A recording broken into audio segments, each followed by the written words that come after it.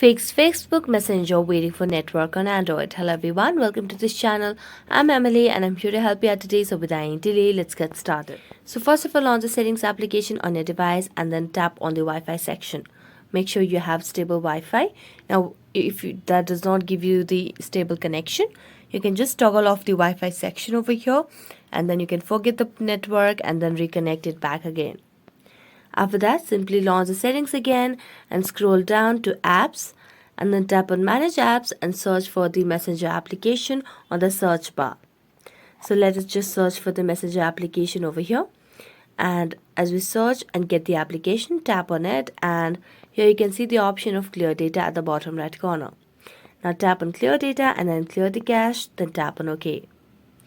After that, you can simply make a long press on power button and then tap on reboot and restart the device, and this might help you fix the issue. Thank you so much for watching this video and see you next time.